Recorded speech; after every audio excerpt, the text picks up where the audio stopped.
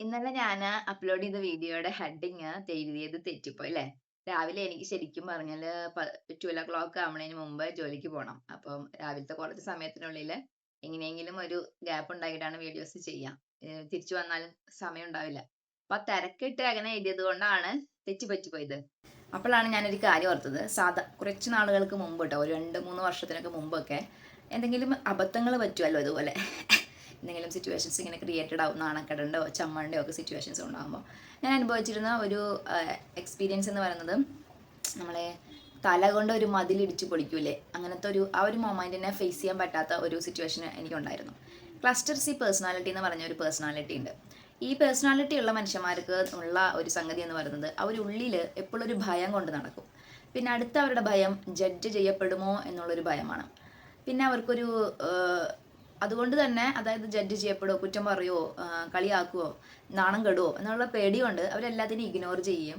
കുറച്ച് ഉൾവലിഞ്ഞവരൊക്കെ ആവാനുള്ള സാധ്യത. അതിന് കുറച്ച് പേഴ്സണാലിറ്റി ട്രൈറ്റുകൾ ഉണ്ട് കേട്ടോ. ക്ലസ്റ്റർ സി പേഴ്സണാലിറ്റി നോക്കി നിങ്ങൾക്ക് മനസ്സിലാവും. ഇപ്പം ഇതെല്ലാം കൂടെ വായിച്ചിട്ട് ഇതെല്ലാം ഞങ്ങൾക്കുണ്ടെന്ന് സ്വയം മനസ്സിലാക്കാൻ വേണ്ടിയല്ല ഞാൻ നിങ്ങളോട് പറയുന്നത്. പക്ഷെ നമ്മുടെ മനസ്സിൻ്റെ ചിന്തകളെ നമ്മൾ അനലൈസ് ചെയ്യുമ്പോൾ നമുക്ക് ഒരു കാര്യം മനസ്സിലാവുന്നത്, നമ്മുടെ ബ്രെയിനെ ദൈവം ഡിസൈൻ ചെയ്തിരിക്കുന്ന ഒരു രീതി അങ്ങനെയാണ്.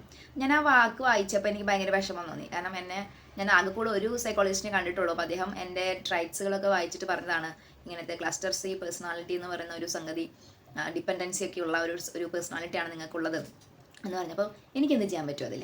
അപ്പം എൻ്റെ സ്വഭാവത്തിലുള്ള ഇത്തരത്തിൽ എനിക്കും അതെ, ഹ്യൂമിലിയേഷനുകളെ, നാണക്കെടപ്പെടുന്ന സിറ്റുവേഷനുകളെ നമുക്ക് ഫേസ് ചെയ്യാൻ പറ്റത്തില്ല. അപ്പോൾ അങ്ങനത്തെ ഒരു ബിഹേവിയർ എനിക്കുണ്ട്. അതുകൊണ്ടാണ് ഞാൻ കുറേയൊക്കെ, നമുക്ക് അങ്ങനെയുള്ള മനുഷ്യന്മാർക്കാണ്, ഇത് എൻ്റെ കാര്യം മാത്രമല്ല, എന്നെപ്പോലെ കുറേ മനുഷ്യരുണ്ട്, ഈ പേഴ്സണാലിറ്റിയിലുള്ള ഒരുപാട് മനുഷ്യരുണ്ട്. അങ്ങനെയുള്ളവരെ എന്ത് ചെയ്യുന്നു, അവരെ അവോയ്ഡ് ചെയ്യുന്നു. അവർക്ക് സോഷ്യൽ ആങ്സൈറ്റി ഉണ്ടാവും, സോഷ്യലൈസ് ചെയ്യാൻ പറ്റത്തില്ല. അപ്പം എന്തെങ്കിലും ഒന്നും ഉണ്ടായാൽ, ഇനിയിപ്പോൾ നമ്മൾ ധൈര്യം സംഭരിച്ച് സോഷ്യലൈസ് ചെയ്യാൻ പോയി, അല്ലെങ്കിൽ ആളുകളായിട്ട് ഇടപെടുക്കാൻ പോയി എന്തെങ്കിലും ഒന്ന് സംഭവിച്ചാൽ, ഇപ്പോൾ എല്ലാവർക്കും ഉപകാരമുള്ള വീഡിയോ ആയിരിക്കണമെന്നില്ല കേട്ടോ, പക്ഷേ എന്തെങ്കിലും ഒരു ഇൻസിഡൻറ്റ് ഉണ്ടായാൽ അത് അവർ ഡീപ്പായിട്ട് അവരെ ഇൻഫ്ലുവൻസ് ചെയ്യുന്നു. അവരതിൽ ഇമോഷണൽ ആവുന്നു, അല്ലെങ്കിൽ അവർക്ക് ഭയങ്കര സെൻസിറ്റീവ് ആയിരിക്കും. അപ്പോൾ അവർക്കത് വിട്ടുകളയാൻ പറ്റത്തില്ല. അതായത് എന്തെങ്കിലും ഒന്നും ഉണ്ടായാൽ പെട്ടെന്ന് മൂവ് ഓൺ ചെയ്യാൻ പറ്റാത്ത മനുഷ്യരാണ് ഇങ്ങനെയുള്ളവർ. ഇതൊക്കെ മനുഷ്യന്മാരുടെ പേഴ്സണാലിറ്റി ട്രൈറ്റുകളാണ്. അപ്പോൾ എൻ്റെ ചോദ്യം ഇതാണ്, ഞാനൊരു യോദ്ധാവാകണം എന്നാണ് ദൈവം ആഗ്രഹിച്ചിരുന്നതെങ്കിൽ എന്നെ എന്തുകൊണ്ടാണ് ദൈവം ഒരു യോദ്ധാവിൻ്റെ ശാരീരിക ശേഷിയോടുകൂടിയും ബലത്തോടു കൂടിയും മെൻ്റൽ സ്റ്റേറ്റിലോട് കൂടിയും സൃഷ്ടിക്കാതിരുന്നത്? ഇപ്പം നമ്മൾ എന്താ പറയുക, ഒരു ബിസിനസ്സുകാരനാണ്, ഇവൻ ജനിച്ചതേ ബിസിനസ്സുകാരനാവാനാന്ന് പറയാം. അവൻ്റെ എല്ലാ ട്രൈറ്റുകളും ഒരു ബിസിനസ്സുകാരൻ്റെ പോലെ ആയിരിക്കും, ഒരു യൗവനത്തിലൊക്കെ അവൻ കാണിക്കുന്നുണ്ടാവുക.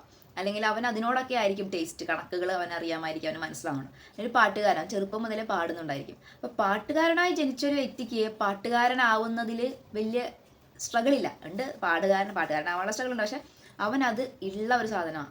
പക്ഷെ നമ്മളെപ്പോലുള്ള മനുഷ്യർ, നമ്മുടെ സാഹചര്യങ്ങളൊന്നും ശരിയായിരുന്നില്ല.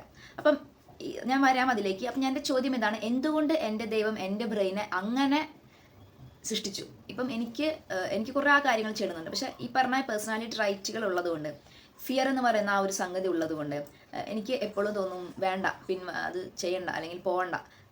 കാരണം അത് അത് അത് ചെയ്യാൻ ചിലപ്പോൾ എങ്ങനെയും ധൈര്യം കിട്ടും, പക്ഷെ അതുമൂലം ഉണ്ടാകുന്ന കോൺസിക്വൻസസുകളെ ഫേസ് ചെയ്യാൻ ചിലപ്പോൾ പറ്റണമെന്നില്ല. ഇതൊക്കെ പേഴ്സണാലിറ്റി ട്രൈറ്റ്, അതായത് നിങ്ങളുടെ ബ്രെയിൻ ഡിസൈൻ ചെയ്ത് വെച്ചിരിക്കുന്ന രീതിയാണിത്.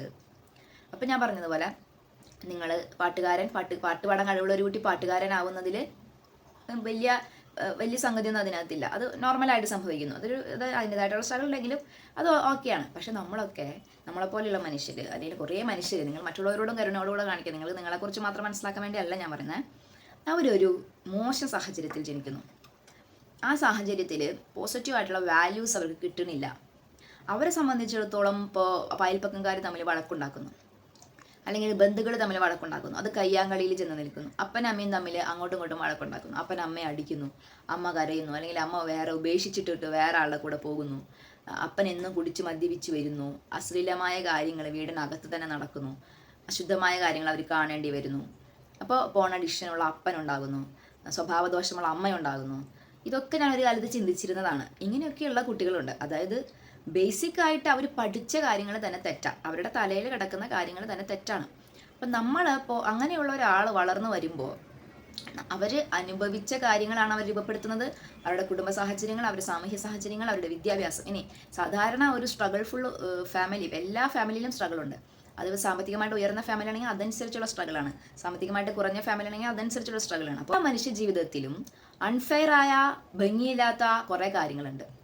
And that is life. അതാണ് റിയാലിറ്റി ഓഫ് ലൈഫ് എന്ന് പറയുന്നത്. നമ്മൾ എവിടെയാണ് പറഞ്ഞു തുടങ്ങി, ഹ്യൂമിലിയേഷനെ ഫേസ് ചെയ്യാൻ പറ്റാത്ത ഒരു മെൻ്റൽ സ്റ്റേറ്റ് എന്ന് പറയുന്നത്. അപ്പോൾ ഇവിടെ നമുക്ക് എല്ലാവരോടും തോന്നുന്നത് ഒരു കമ്പാഷനേറ്റ് ലവ് ആണ്. ഈ ബ്രെയിൻ ഇങ്ങനെ ഡിസൈൻ ചെയ്ത് വെച്ചിരിക്കുകയാണെന്ന് മനുഷ്യന്മാരുടെ അവരുടെ ജീവിതം അങ്ങനെയൊക്കെ ആയിപ്പോയി. അപ്പോൾ അവരെ ആ ഒരു രീതിയിൽ അക്സെപ്റ്റ് ചെയ്യാൻ നമുക്ക് പറ്റണം. ഇനി ഇത്തരം പ്രശ്നങ്ങളുള്ള ഒരാൾ തന്നെയാണ് നിങ്ങളെന്ന് വിചാരിക്കുക. ഈ പ്രശ്നങ്ങളൊക്കെ നിങ്ങൾക്ക് ഉണ്ടായിരുന്നിട്ട് പോലും ദൈവം നിങ്ങളെ അതനുസരിച്ച് ജീവിക്കാനല്ല പ്രചോദിപ്പിക്കുന്നത്. ഒന്ന്, ഇത്തരം കുറവുകളുള്ള മനുഷ്യരോട് നിങ്ങൾ കാണിക്കേണ്ട കമ്പാഷനെ കുറിച്ചാണ് ഞാൻ നിങ്ങളോട് പറയുന്നത്. അതായത് ഇപ്പോൾ ഒരാൾ പേടിക്കുന്ന കാണുമ്പോൾ അവന് കോൺഫിഡൻസ് ഇല്ല, അവന് ധൈര്യമില്ല, അവൻ സ്മാർട്ട് അല്ല എന്നൊക്കെ പറഞ്ഞ് മാറ്റി നിർത്താതെ നിങ്ങൾ കമ്പാഷനെ ഉണ്ടാവണം, നിങ്ങൾക്ക് അനുകമ്പ ഉണ്ടാവണം, നിങ്ങൾക്ക് കരുണ ഉണ്ടാവണം എന്നാണ് ഞാൻ പറയുന്നത്. ഇനി അത് മറ്റുള്ളവരെ സംബന്ധിച്ച കാര്യം. നിങ്ങളെ സംബന്ധിച്ച കാര്യം ഞാൻ പറയാം. ഇപ്പോൾ എന്നെ സംബന്ധിച്ച് എനിക്ക് ഇങ്ങനത്തെ പേഴ്സണാലിറ്റി ട്രൈറ്റുകൾ ഉണ്ടെങ്കിൽ എന്നെ ദൈവം എന്ത് ചെയ്യണമായിരുന്നു? സാധാരണ ഒരു വ്യക്തിയായിട്ട് എൻ്റെ ജീവിതത്തിനെ മാറ്റി ഞാനൊരു സാധാരണ വീട്ടിൽ ഭക്ഷണം ഉണ്ടാക്കി, അതൊരു ചെറിയ കാര്യമാണെന്നല്ല, പക്ഷെ വലിയ വലിയ ചിന്തകളൊന്നും ഇല്ലാതെ, വലിയ വലിയ കാര്യങ്ങളൊന്നും ചെയ്യാനുള്ള ഇതില്ലാതെ വെറുതെ ഇങ്ങനെ എവിടെയെങ്കിലുമൊക്കെ ഇരിക്കേണ്ട ഒരാളല്ലേ ആവേണ്ടിയിരുന്നത്. പക്ഷെ ഇവിടെ ബ്രെയിൻ എങ്ങനെ ഡിസൈൻ ചെയ്യപ്പെട്ടു എന്നുള്ളതല്ല, ഗ്രേസ് അതാണ് ഏറ്റവും മെയിനായിട്ടുള്ള സംഗതി. നിങ്ങൾക്ക് കൃപ വന്നു കഴിഞ്ഞാൽ, ഇപ്പം എൻ്റെ പേഴ്സണാലിറ്റി എന്ത് ക്ലസ്റ്റർ ബിയോ സിയോ സെഡോ എന്തിട്ട് പേഴ്സണാലിറ്റി എനിക്കാണെങ്കിലും ശരി, എനിക്ക് എന്തൊക്കെ പേഴ്സണാലിറ്റി ട്രൈറ്റ് ഉണ്ടെങ്കിലും ശരി, ഇനി ഞാൻ ടോക്സിക് എൻവയോൺമെൻറ്റിൽ ജനിച്ചാലും ശരി, എൻ്റെ അമ്മയ്ക്ക് MPT ഉണ്ടെങ്കിലും, എൻ്റെ അപ്പച്ചന് കുറവുകളുണ്ടെങ്കിലും, ഞാൻ ജനിച്ചുള്ള സാഹചര്യം മോശമാണെങ്കിലും, എൻ്റെ സാമൂഹിക സാഹചര്യം മോശമാണെങ്കിലും, എനിക്ക് എന്തൊക്കെ ഉണ്ടെങ്കിലും ശരി, ഇതെന്നെ ഡിഫൈൻ ചെയ്യുന്നില്ല. എപ്പോൾ ഞാൻ എൻ്റെ ദൈവത്തിലേക്ക് വന്നു കഴിയുമ്പോൾ ഇവിടെ എന്നെ ഡിഫൈൻ ചെയ്യുന്നത് കൃപയാണ്, ഗ്രേസ്. എൻ്റെ ദൈവം എൻ്റെ ഉള്ളിൽ ഇരുന്ന് വർക്ക് ചെയ്യുകയാണ്. അപ്പോൾ ഇപ്പം ഞാൻ പറഞ്ഞു വന്ന എന്താ, എൻ്റെ ചാനലിൽ ഇട്ട തെറ്റായ കമൻറ്റ്. ഇത് എൻ്റെ പല സിറ്റുവേഷനുകളിലും, ഇപ്പോൾ ഞാൻ കഴിഞ്ഞ ദിവസം എൻ്റെ ഫ്രണ്ട്സിൻ്റെ കൂടെ ഒരു ഗ്യാതറിങ്ങിന് പോയി. എനിക്ക് പോകാൻ ഭയങ്കര മടിയായിരുന്നു. എനിക്ക് അറിയാവുന്ന എന്തോ ഒരു നെഗറ്റിവിറ്റി ഫീൽ ചെയ്യുന്നുണ്ടായിരുന്നു, പക്ഷേ എനിക്ക് ഒരു ഓപ്ഷൻ ഇല്ലാത്തതുകൊണ്ട് ഞാൻ പോയി. അപ്പോൾ അവിടെ വെച്ച് ചില ഇങ്ങനത്തെ സിറ്റുവേഷൻസ് ഉണ്ടായി, കുറച്ച് ചമ്മണ്ട നാണം കണ്ടുണ്ടാക്കുന്ന സിറ്റുവേഷൻസ് ഉണ്ടായി. അപ്പം എനിക്കത് ഭയങ്കരമായിട്ട് ഹേർട്ട് ചെയ്തു. എനിക്കതിനെ മാനേജ് ചെയ്യാനേ പറ്റിയില്ല.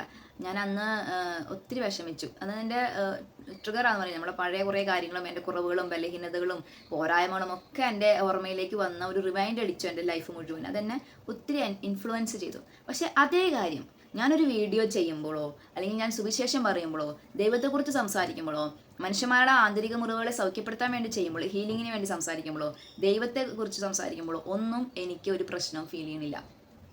അതായത് ഒരേ കുറവാണ് എനിക്കുള്ളത്, പക്ഷെ ഒരു പൊസിഷനിൽ ഒരു സ്ഥലത്ത് പ്രോബ്ലമായിട്ട് തോന്നുന്ന അതേ സംഗതി എനിക്ക് മറ്റൊരു സ്ഥലത്ത് എനിക്ക് ഈസി ആയിട്ട് എനിക്ക് അതിനെ ഫോളോ ചെയ്യാൻ പറ്റും. ഞാൻ ആലോചിച്ചു, ഇത്രയും യൂട്യൂബിൽ ഇത്രയും ഫോളോവേഴ്സ് ഉള്ള ഒരു ചാനലിൻ്റെ ഹെഡിങ്, അതും വളരെ സ്പെല്ലിംഗ് മിസ്റ്റേക്ക്, ഇച്ചിരി സീരിയസ് സ്പെല്ലിംഗ് മിസ്റ്റേക്ക് ആയിരുന്നു ഇട്ടിട്ട്, എനിക്ക് എന്തുകൊണ്ടാണ് അങ്ങനത്തെ ഒരു ഹ്യൂമിലിയേഷൻ ഫീലിംഗ് ഉണ്ടാവാത്തത്? എനിക്ക് എന്തുകൊണ്ടാണ് അങ്ങനെ ഇതൊരു ചെറിയ കാര്യമാണ് നിങ്ങളെന്ന് പറയാം. അപ്പം ഞാൻ പറയുന്നത് ഈ ചെറിയ കാര്യമായിട്ട് എടുക്കാൻ പറ്റാത്ത ഒരാളാണ് ഞാൻ. പക്ഷെ എന്തുകൊണ്ട് എനിക്ക് ഇവിടെ അങ്ങനെ ഒരു ആകുലതയും ആശങ്കയും ഉണ്ടാവുന്നില്ല? കാരണം it's not about me, it's about grace. എൻ്റെ സിറ്റുവേഷൻ ദൈവത്തിന് അറിയാം. അപ്പം എൻ്റെ മനസ്സിൽ തന്നെ സൊല്യൂഷൻസ് കാണുവാണ്. ഞാൻ പെട്ടെന്ന് എഴുതിയത് കൊണ്ടാണ് എനിക്കത് ദൈവത്തിന് അറിയാവുന്ന കാര്യങ്ങൾ. അപ്പം എൻ്റെ ആൾക്കാർ, എന്നെ കേൾക്കുന്ന മനുഷ്യന്മാർ എങ്ങനെയുള്ളവരാണെന്ന് എനിക്കറിയാം. I am feeling comfortable. Because ഇത് എൻ്റെ പ്ലേസാണ്, ഇത് എൻ്റെ ഇടമാണ്, ഇതെൻ്റെ സോൾ സെലക്ട് ചെയ്തിട്ടുള്ള ഒരു പ്ലേസാണ്. ഞാൻ ആ ഒരു ഗ്യാതറിങ്ങിന് പോയത് എൻ്റെ സോൾ ഡിസ്റ്റർബ്ഡ് ആണ്. എൻ്റെ സോൾ അവിടേക്ക് പോകണ്ട, അല്ലെങ്കിൽ എൻ്റെ ആന്തരികമായിട്ട് അത് എൻ്റെ സ്ഥലമല്ല, ഞാൻ പോകണ്ട, അതൊന്നും എനിക്ക് ചേർന്ന കാര്യങ്ങളല്ല എന്ന് എൻ്റെ ആന്തരിക മനസ്സ് പറയുന്നുണ്ടായിരുന്നു. പക്ഷെ എനിക്കത് ഒഴിവാക്കാൻ പറ്റിയില്ല. പക്ഷെ എനിക്കറിയാം ഞാൻ ഇവിടെ ആയിരിക്കേണ്ടതാണ്, ഇത് പറയേണ്ടതായിരിക്കുന്നത്. അതായത് നിങ്ങളെ ഡിഫൈൻ ചെയ്യുന്നത് നിങ്ങളുടെ ബ്രെയിൻ, ബയോളജിക്കലി ഈ സംഗതി എങ്ങനെ ക്രിയേറ്റ് ചെയ്ത് വെച്ചിരുന്നാൽ ആത്മവിശ്വാസം ഇല്ലാത്തവനായിട്ട്, അറിവ് കുറഞ്ഞവനായിട്ട്, ബുദ്ധി ഇല്ലാത്തവനായിട്ട്, വിവരമില്ലാത്തവനായിട്ട്, എന്തിനേയും പേടിക്കുന്നവനായിട്ട്, ഇൻട്രോവേർട്ടായിട്ട്, എങ്ങനെ ഡിസൈൻ ചെയ്ത് വെച്ചാലും ക്രിസ്തു എന്ന ഒരു പാലം നിങ്ങൾ കയറിയിട്ടുണ്ടെങ്കിൽ അത് നിങ്ങളുടെ ലൈഫ് വേറെ, യേശുവിലേക്ക് വന്നവൻ്റെ ലൈഫ് വേറെ. യേശു ക്രിസ്തുവിനൂടെയുള്ള ജീവിതത്തിൽ നിങ്ങൾക്ക് പോകേണ്ട വഴികളിൽ ഈ ബ്രെയിൻ്റെ ഒരു സംഗതിയും നിങ്ങളെ ബുദ്ധിമുട്ടിപ്പിക്കില്ല. ഞാൻ പറയുന്ന കാര്യം മനസ്സിലായെന്ന് വിചാരിക്കുന്നു. അതായത് ഇവിടെ നിങ്ങളെന്ന വ്യക്തിയല്ല, നിങ്ങളിലെ കൃപയാണ് വർക്ക് ചെയ്യുന്നത്. നിങ്ങളെന്ന വ്യക്തിയുടെ ഏത് കുറവും ഇവിടെ ഒരു തടസ്സമായിട്ട് മാറില്ല. പത്രോസ്ലിഹ കൺസിസ്റ്റൻസി ഇല്ലാത്തൊരു പേഴ്സണാലിറ്റിയാണ്. ഒന്നാ പറഞ്ഞാൽ രണ്ടാമത്തേക്ക് അപ്പോൾ അവിടെ ഇട്ടിട്ട് വലയെടുക്കാൻ പോകും. അദ്ദേഹമാണ് യേശുവിനോടെ കൂടെ നടന്നപ്പോൾ സഭയുടെ തലപ്പത്തിരിക്കാൻ വേണ്ടി ദൈവം വിളിച്ചത്, അല്ലേ? അതുപോലെ ഓരോ ശിഷ്യന്മാർക്ക് ഓരോരോ കുറവുകളുണ്ടാകുന്നത്, അതൊക്കെ അവരുടെ പേഴ്സണാലിറ്റി ട്രൈറ്റാണ്. ഒരു സൈക്കോളജിസ്റ്റ് എടുത്ത് ഈ 11 പേരും പഠിച്ചു കഴിഞ്ഞാൽ, ഈ 12 പേരും പഠിച്ചോട്ടെ, അവർക്ക് പേഴ്സണാലിറ്റിയാണ്, ഇന്ന പ്രശ്നങ്ങളുണ്ട്, അവർക്ക് മാനസികമായിട്ട് ഇങ്ങനെ കാര്യങ്ങളുണ്ട്. നോക്കിക്കഴിഞ്ഞാൽ ഇവരെയൊക്കെ ദൈവം ചരിത്രം തിരുത്താൻ വേണ്ടി ഇവരുടെ കയ്യിലാണ് ദൈവം കാര്യങ്ങൾ കൊടുക്കാൻ പോകുന്നത് പറഞ്ഞാൽ ചിലപ്പോൾ ഒരു സൈക്കോളജിസ്റ്റ് അവിടെ ഉണ്ടെങ്കിൽ എതിർത്താനെ. ഇവർക്കൊക്കെ ഇങ്ങനത്തെ കുറെ പോരായ്മയുണ്ട്, ഇവരൊന്നും മെന്റലി സ്റ്റേബിൾ അല്ല, ഈ തോമാസൊക്കെ ഒരു കാര്യം പറഞ്ഞ് വിശ്വസിപ്പിക്കാൻ തന്നെ വലിയ പാടാണ് എന്ന് പറഞ്ഞാൽ. പക്ഷെ ഇവിടെ ഗ്രേസ് ആണ് വർക്ക് ചെയ്തത്. അപ്പം എൻ്റെ പ്രിയപ്പെട്ട കാഴ്ചക്കാരോട് എനിക്ക് പറയാനുള്ള, എന്നെ കേൾക്കുന്നവരോട് എനിക്ക് പറയാനുള്ള, എനിക്ക് കുറേ കുറവുകളുണ്ടാവും.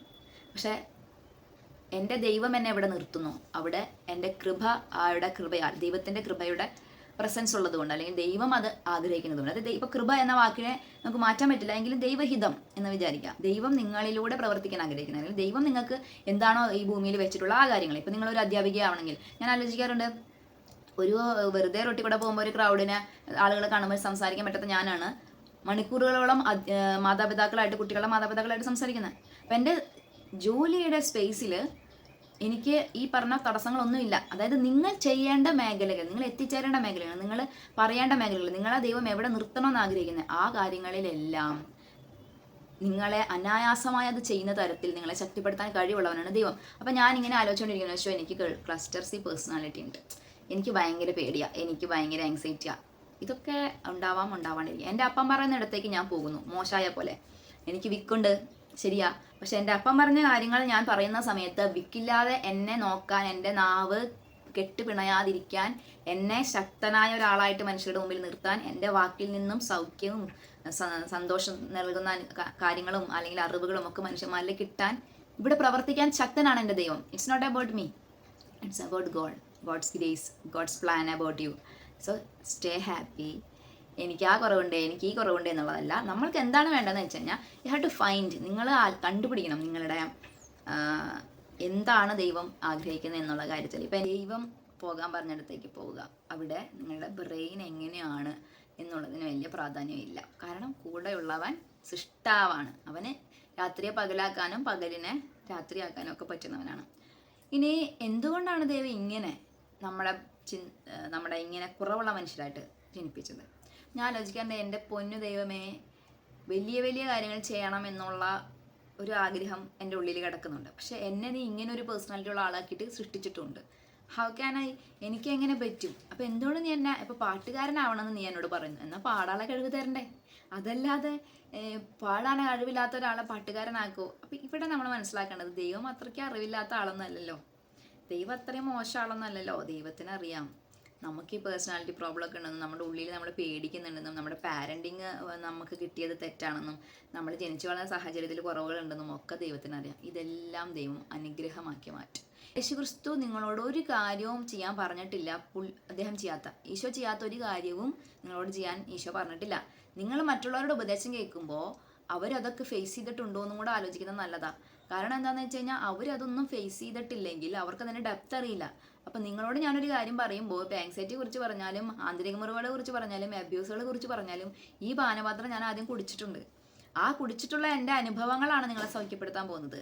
അതിൽ ഞാൻ എന്താ പറയുക, എൻ്റെ കുറവുകളും എൻ്റെ മുറിവുകളും എൻ്റെ ബലഹീനതകളും ഒക്കെ മറ്റുള്ളവർക്ക് അനുഗ്രഹമായി മാറണം. കർത്താവ് പറഞ്ഞില്ലേ, അവൻ്റെ മുറിവുകളാൽ നമ്മൾ സൗഖ്യമുള്ളവരായി എന്ന് പറയില്ലേ? അപ്പോൾ ഒരു മുറിവേറ്റ മനുഷ്യനെ നിങ്ങളുടെ മുമ്പിൽ നിർത്തിയിട്ട് നിങ്ങൾക്ക് സൗഖ്യത്തെക്കുറിച്ച് ദൈവം പറഞ്ഞ് പഠിപ്പിക്കുക, ഇതാണ് മുറിവുകൾ, ഇങ്ങനെ ഒരു സൗഖ്യമുണ്ട് എന്നൊക്കെ. So you don't need to explain. നിങ്ങൾക്ക് ആരോടും എക്സ്പ്ലെയിൻ ചെയ്യേണ്ട കാര്യമില്ല നിങ്ങളിലൂടെ നടക്കുന്ന ദൈവിക പ്രവർത്തികളെ. അത് ദൈവത്തിൻ്റെ ഉത്തരവാദിത്തമാണ്. ദൈവം അവരിങ്ങനെ തന്നെ ചിന്തിക്കണം. ഇങ്ങനെ ബൈബിളിൽ പറയുന്നുണ്ടല്ലോ, തച്ചൻ്റെ മകനല്ല ഇവൻ, എന്നിട്ട് എങ്ങനെയാണ് ഇവന് ഇത് കിട്ടിയത്? അപ്പം ദൈവം വേണമെങ്കിൽ പറയുന്ന കാര്യങ്ങൾക്ക്, അതായത് ദൈവത്തിന് വേണമെങ്കിൽ പറയുന്ന കാര്യങ്ങൾക്ക് അപ്പം തന്നെ ജനം എടുക്കാൻ വേണ്ടി സ്വർഗത്തിൽ നിന്ന് അപ്പം തന്നെ മനുഷ്യന്മാരുടെ ഇടയിലേക്ക് ഇറങ്ങി വന്നിട്ട് ഒരു ചിറകൊക്കെ വിരിച്ചു വന്നിരുന്നെങ്കിൽ എന്തായാലും മനുഷ്യന്മാർ ഈ പറയുന്നതൊക്കെ കേട്ടാണ്. പക്ഷെ ഒരു തച്ചൻ്റെ മകനായി ജനിക്കുകയും കുറവുള്ള സാഹചര്യങ്ങളിൽ, അതായത് സാമ്പത്തിക ഉയർന്നതല്ലാത്ത സാധാരണ ഒരു കുടുംബത്തിൽ ജനിക്കുകയും സാധാരണ ഒരു അപ്പൻ്റെ അമ്മേൻ്റെ മകനായിട്ട് വളരുകയും ചെയ്ത, വിവാഹത്തിന് മുമ്പ് ഗർഭിണിയായി കാണപ്പെട്ട ഒരു സ്ത്രീയുടെ മകനൊക്കെ ആയിട്ട് ചെയ്യുന്ന അവൻ്റെ മനുഷ്യജീവിതം തന്നെയാണ് ജീവിച്ചുകൊണ്ടിരുന്നത്. ആ ഒരു ജീവിതത്തിന് നിന്നുകൊണ്ട് തന്നെ അവൻ സുവിശേഷം പറയുമ്പോൾ ആയിരങ്ങൾ സുഖപ്പെടുന്നതായിട്ട് അവിടെ കാണുവാണ്. അപ്പം ജനം മനസ്സിലാക്കണം, ഇത് ഇവനല്ല, ജോസഫിൻ്റെ മകനായ യേശു അല്ല, ഇത് മറ്റാരോ ആണ്. അപ്പം നിങ്ങളുടെ കുറവുകളിലേക്ക് നോക്കിയിട്ട്, അതേസമയം നിങ്ങളുടെ കുറവുകളിലേക്ക് നോക്കുന്ന മനുഷ്യർ നിങ്ങളിലൂടെ പ്രവർത്തിക്കുന്ന ദൈവിക പദ്ധതികളിലേക്ക് നോക്കുമ്പോൾ അവർക്ക് തോന്നണം, ഇത് ഇയാളല്ല, നിങ്ങൾ അവിടെ ഇല്ല, നിങ്ങൾ അവിടെ ശൂന്യമാവുകയാണ്, ഇത് ഇയാളല്ല, ഇത് ദൈവത്തിന്റെ പ്രവൃത്തി തന്നെയാണ്. അത് നിങ്ങളെ മൈനസ് ആക്കിക്കൊണ്ട് ദൈവത്തിന്റെ നാമം അവിടെ മഹത്വപ്പെടണം. ഇപ്പൊ നിങ്ങളോട് പറയുമ്പോഴാണ് എനിക്കും ഇതൊക്കെ മനസ്സിലാവുന്നത്. ഞാനൊരു ആഴ്ചയായിട്ട് ചിന്തിച്ചുകൊണ്ടിരിക്കുകയായിരുന്നു, എന്തുകൊണ്ടാണ് അങ്ങനെ സംഭവിക്കുന്നത്, എന്തുകൊണ്ടാണ് സംഭവിക്കുന്നത്. ദൈവം നിങ്ങളെ സമൃദ്ധമായിട്ട് അനുഗ്രഹിക്കട്ടെ. ഇനി എഴുതുമ്പോൾ തെറ്റാതെ എഴുതാൻ വേണ്ടി ഞാൻ ശ്രമിക്കാം. പിന്നെ എനിക്കൊരു കോൺഫിഡൻസ് ഉണ്ടായിരുന്നു, എൻ്റെ ഓഡിയൻസ് ഒക്കെ നല്ല കരുണയുള്ള സ്നേഹമുള്ള മനുഷ്യരാണ്, അവരെന്നെ അങ്ങനെ കളിയാക്കൊന്നുമില്ല എന്ന്. കുഴപ്പമൊന്നുമില്ല, എനിക്കത് ഞാൻ ഇനി ശ്രദ്ധിച്ചോളാം കേട്ടോ. ദൈവം നിങ്ങളെ സമൃദ്ധമായിട്ട് അനുഗ്രഹിക്കട്ടെ. ആമേൻ.